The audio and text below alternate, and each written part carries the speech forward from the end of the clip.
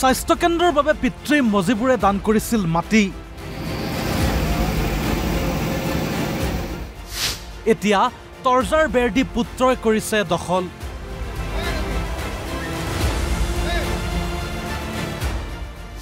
অৱশেষত প্ৰশাসনে চলালে বুলডোজাৰ।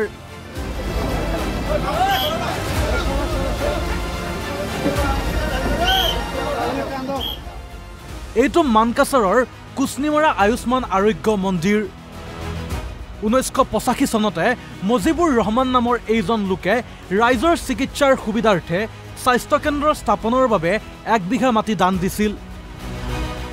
সিমানলৈ ঠিকেই আছিল যদিও পৰৱৰ্তী পৰ্যায়ত পুত্ৰ মকবুল হুছেইনে স্বাস্থ্য কেন্দ্ৰটোৰ একাংশ মাটি দখল কৰে।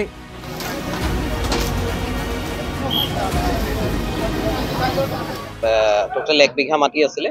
তাতে সন্মুখৰ পাৰ্টত মানে আপোনাৰ বেম্বু বেৰিকেডিং ইলিগেল মানে এনেকে বেৰ দি তৰ্জা বেৰা এনেকুৱা ধৰণৰ দি ব্লক কৰি ৰখা হৈছে।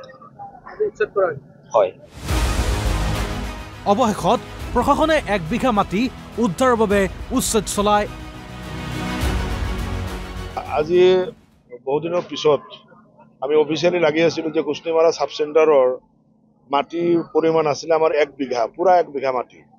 কিন্তু এই মাটিডোখৰ দান কৰিছিলে যিজন মানুহে মজিবুৰ ৰহমান, তেখেত ঢুকাইছে। তেখেতৰ ল'ৰাই মানে আকৌ সন্মুখৰ মাটিখিনি বেদখল কৰি পেলাই তাক চব্জিৰ খেতি কৰিছিলে। আমি তেখেতসকলক বুজাবলৈ বহুত চেষ্টা কৰিছিলোঁ যে চাওক, মানে এটা হেল্থ চেণ্টাৰত আপোনাৰ মানে দেউতাকে মাটি দিছে, এইটোত কনষ্ট্ৰাকশ্যন আহিব, কনষ্ট্ৰাকশ্যনটো কৰিব দিয়ক।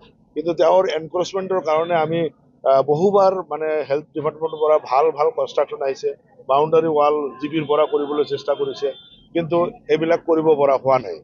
গতিকে আমি বাধ্য হ'লোঁ মানে নতুনকৈ আকৌ যিটো নালাগা কথা, কাৰণ কুচনিমাৰা সাব চেণ্টাৰৰ মাটি 1 বিঘা আমি জানো, কিন্তু সেইটো এনক্ৰচমেণ্ট নতুনকৈ কৰাৰ কাৰণে আমি বাধ্য হৈছোঁ অফিচিয়েলি লিখিবলৈ। মোৰ ফালৰ পৰা মানে চাৰ্কেল অফিচাৰক লিখিছোঁ যে কুচনিমাৰা সাব চেণ্টাৰত বহুত কেইটা মানে কনষ্ট্ৰাকশ্যন আহিছে গভৰ্ণমেণ্ট ছাইডৰ পৰা, আমি কৰিব পৰা নাই in the interest of public service.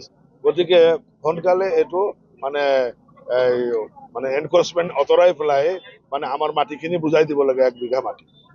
তেখেতে খুব গুৰুত্ব সহকাৰে চাৰ্কেল অফিচাৰে বাবু গগৈ তেখেত মানে খুব ধুনীয়াকৈ মানে অফিচিয়েলি কামটো আগবঢ়াই পেলাই আজিৰ দিনটোত, আজি 15 তাৰিখ জুলাইৰ 2025 এই এনক্ৰচমেণ্ট কমপ্লিট গুচোৱা হ'ল। আৰু মানুহ মানে ৰাইজৰ মানে ইয়াত মানে পুৰা ছাপৰ্ট এই মানুহজনৰ বাহিৰে আৰু ছাইডৰ এঘৰ মানুহে আমাৰ কিছু পৰিমাণ জেগাই এনক্ৰচমেণ্ট কৰি পেলাই গছ গছনি ৰুইছিলে, সেইটো জেচিবি দি ভাঙা হৈ আছে। কাৰণ আমাৰ পুৰা এতিয়া কথা হ'ল যে 1 বিঘা মাটি 1 ইঞ্চি মাটিও কম আমি কুচনিমাৰা সাব চেণ্টাৰত নিবিচাৰোঁ। কাৰণ ইমান দিনে আমি এটা মানে এৰা ধৰাৰ মাধ্যমত আছিলোঁ যে পিছফালৰ পৰা তেখেতসকলে যদি 1 কাঠা মাটি তেওঁলোকৰ ব্যৱহাৰ কৰে, কিন্তু আজিৰ পৰা আমাক মাপি দিয়া হৈছে 1 বিঘা। গতিকে সেই 1 বিঘা মাটিৰ 1 ইঞ্চি মাটিও আমি আৰু কম নলওঁ। আমি ইয়াত হেল্থৰ যিমান কনষ্ট্ৰাকশ্যন আহে, জিপিৰ পৰা যি কনষ্ট্ৰাকশ্যন আহিব, গোটেই কনষ্ট্ৰাকশ্যন কৰি পেলাই ইয়াত ৰাইজৰ স্বাৰ্থত এখন ধুনীয়া মানে হেল্থ সাব চেণ্টাৰ লগতে ডেলিভাৰী পইণ্ট আমাৰ চলিয়ে আছে, কিন্তু খুব ধুনীয়া হাইজেনিক বিল্ডিং এটা আমি কনষ্ট্ৰাকশ্যন কৰিম বুলি আশা ৰাখিছোঁ। এতিয়া নিশ্চয় আৰম্ভ হ'ব, কাৰণ আঁচনিবিলাকতো চলিয়ে আছিলে, কিন্তু ডিউ টু দি এনক্ৰচমেণ্ট এই আঁচনিবিলাক মানে কাৰ্যত পৰিণত কৰিব পৰা হোৱা নাছিলে। এতিয়াৰ পৰা ইয়াত সকলো আঁচনি কাৰ্যত পৰিণত হ'ব।